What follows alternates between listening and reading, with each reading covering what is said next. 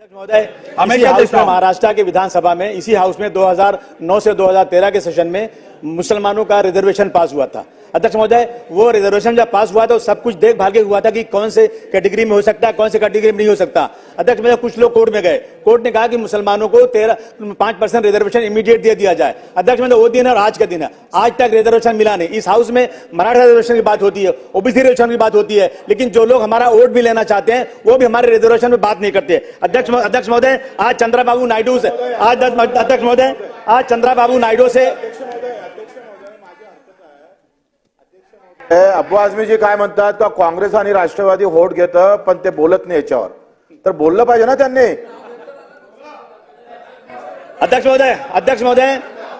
महोदय, आज चंद्रबाबू नायडू नीतीश कुमार से अलायंस है, वो बीजेपी के साथ में, वहां पे अध्यक्ष महोदय वो रिजर्वेशन दे रहे हैं। अध्यक्ष महोदय, नीतीश कुमार रिजर्वेशन दे रहे हैं सर, बिहार में रिजर्वेशन है, कर्नाटक में रिजर्वेशन है। कौन सा लॉ ऐसा है कि जो महाराष्ट्र में रिजर्वेशन नहीं दे सकता? अध्यक्ष महोदय, ये बहुत बड़ी नाइंसाफी है। मैं अब ये आखिरी दिन है अध्यक्ष महोदय, कल के बाद से खत्म हो जाएगा और नया इलेक्शन होगा। आने वाले लोगों से मैं कहना चाहता हूं, अगर आश्वासन नहीं दोगे तो फिर याद रखना ये समाज बहुत क्रोध में है। अध्यक्ष महोदय, हम ही को कातिल कहे कि दुनिया हमारा ही कत्लेआम होगा, हम ही को कातिल कहे कि दुनिया हमारा ही कत्लेआम होगा, हम ही कुएं खोदते फिरेंगे और ये पानी हम ही पे हराम होगा। अध्यक्ष महोदय, अगर यही ज़हनियत रही तो मुझे इस बात का डर है कि इस सदी में ना कोई अब्दुल हमीद होगा ना कोई अब्दुल कलाम होगा। मेरा निवेदन अध्यक्ष महोदय कि हम इस मुल्क में रहते हैं, हम इस मुल्क के डेवलपमेंट में काम करते हैं। अगर महाराष्ट्र में मुसलमानों के साथ नाइंसाफी होगी तो महाराष्ट्र कभी भी विकसित राज्य नहीं कहा जा सकता, डेवलप कंट्री नहीं कहा जा सकता। अध्यक्ष महोदय, इस बात का मैं आपसे निवेदन करता हूं कि ऑर्डर कीजिए,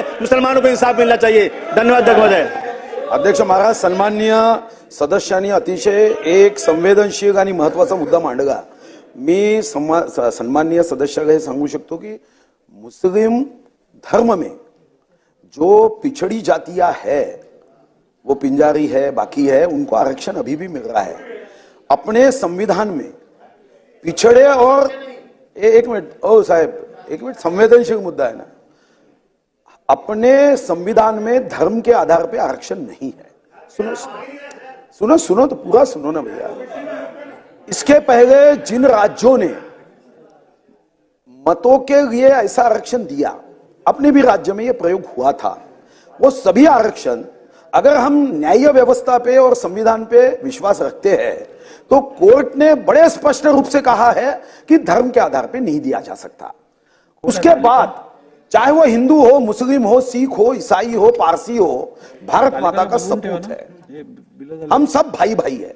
इसी आधार पे इकोनॉमिकली वीकर सेक्शन को 10% जो आरक्षण दिया गया नरेंद्र मोदी जी की सरकार ने, इसका कारण वो था कि चाहे देखो आरक्षण का आपको आवश्यकता नहीं है, मगर मुस्लिम धर्म का कोई पिछड़ा व्यक्ति होगा तो वो कोई धर्म, संविधान में धर्म को आरक्षण नहीं है तो क्या पिछड़ा रहे क्या? उसको जीने का अधिकार नहीं है क्या? तो मोदी जी ने कहा हाँ, उसको भी उसकी गरीबी ये उसको बेसहारा बनाने के लिए कोई कारण नहीं बननी चाहिए, और इसलिए इकोनॉमिकली वीकर सेक्शन को भी दिया। इकोनॉमिकली वीकर सेक्शन में अभी ये 1500 रुपए की योजना है, ये कोई जात पे है क्या? कोई रास्ता बनता है कोई जात पे है क्या? जो हमने हज अनुदान को एजुकेशन में देने का निर्णय किया, मैं आपको भाई साहब बताता हूं, ये वोटों की राजनीति के चक्कर में धर्म में मत करो। हम सब एक है, भारत माता के सपूत है।